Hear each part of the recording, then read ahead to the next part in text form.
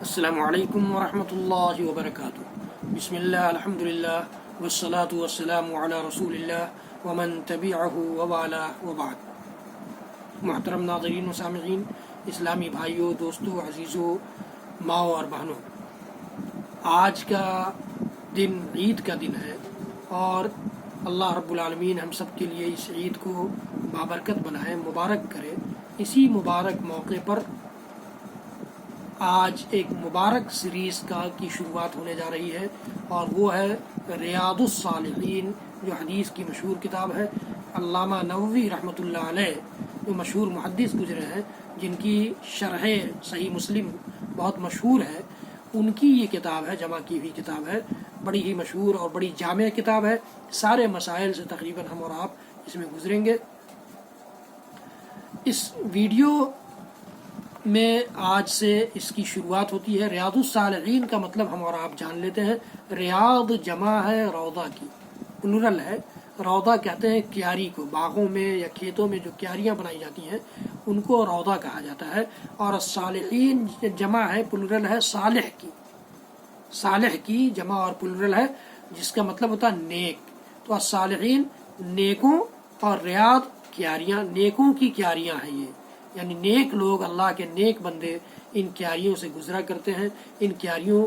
سے فائدہ اٹھاتے ہیں، ان کیاریوں کو اپنی زندگی میں نافذ کرنے کی کوشش کرتے ہیں۔ تو یہ احادیث اس لیے ہیں کہ ہم یہ احادیث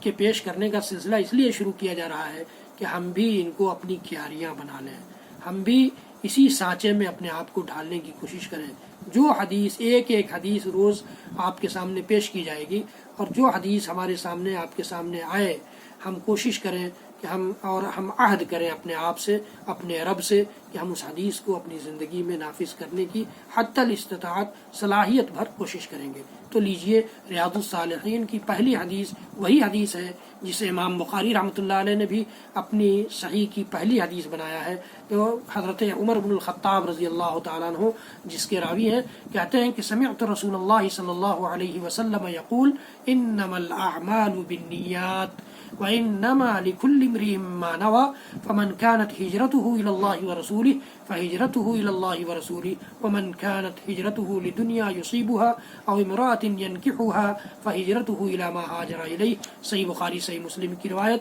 امیر المومنین عمر بن الخطاب رضی اللہ تعالیٰ عنہ راوی کہتے ہیں کہ میں نے اللہ کے رسول صلی اللہ تعالیٰ علیہ وآلہ وسلم کو یہ فرماتے ہوئے سنا ہے، انما الاعمال بالنیات، کہ سارے اعمال کا دار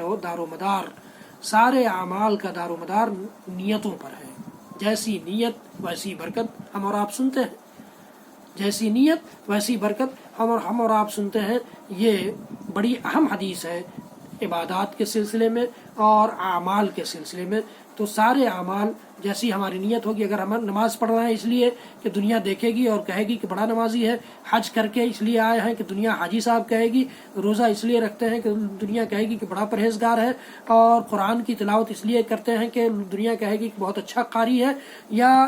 تقریریں اچھی اس لیے کرتے ہیں کہ دنیا کہے گی کہ بہت اچھا مقرر اور خطیب ہے، تو یقین جانیے کہ یہ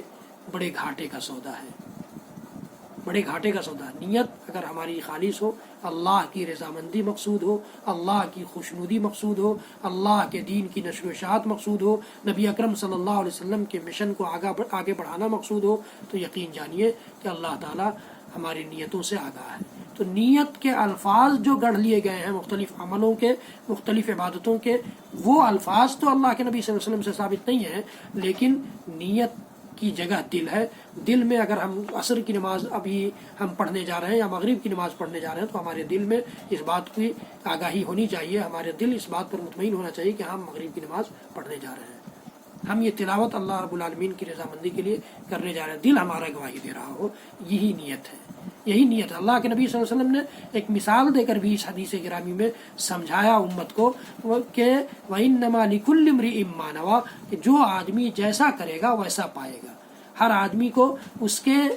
اس کی نیت کے مطابق ہی اجر ملے گا، اس کی نیت کے مطابق ہی بدلہ ملے گا، اس کی نیت اور اس کی نیت کے مطابق ہی، اس کے ارادے کے مطابق بھی ہی اللہ تعالیٰ اس کے ساتھ برتاؤ کرے گا۔ وَإِنَّمَا لِكُلِّ امْرِئٍ مَّا نَوَىٰ کا مطلب ہے جو حدیث کا دوسرا ٹکڑا ہے۔ تیسرا ٹکڑا ہے فَمَنْ كَانَتْ هِجْرَتُهُ إِلَى اللَّهِ وَرَسُولِهِ فَهِجْرَتُهُ إِلَى اللَّهِ وَرَسُولِهِ۔ ہجرت بڑی مقدس عبادت ہے جو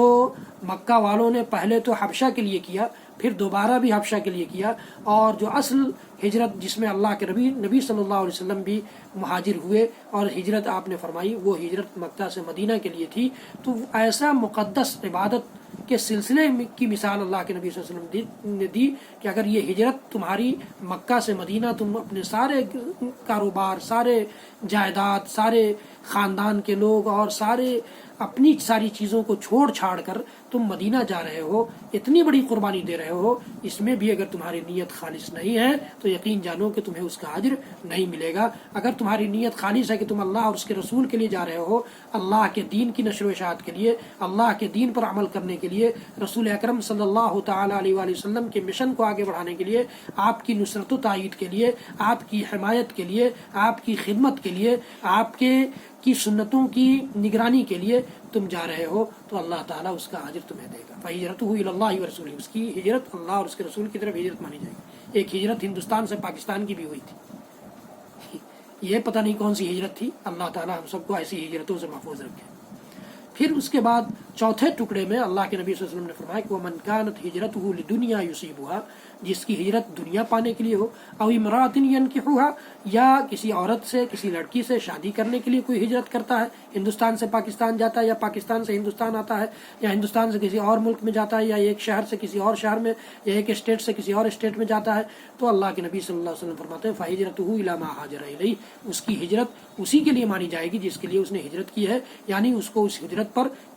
پر اس بڑی قربانی پر، اپنے گھر بار کو چھوڑ دینے پر، اپنی جائیداد کو چھوڑ دینے پر، اپنی پراپرٹی کو چھوڑ دینے پر، اپنے خاندان اور قبیلے کو چھوڑ دینے پر اس کو کچھ نہیں ملے گا سوائے اس کے کہ اس نے جس کے لیے ہجرت کی ہے۔ تو یہ بڑی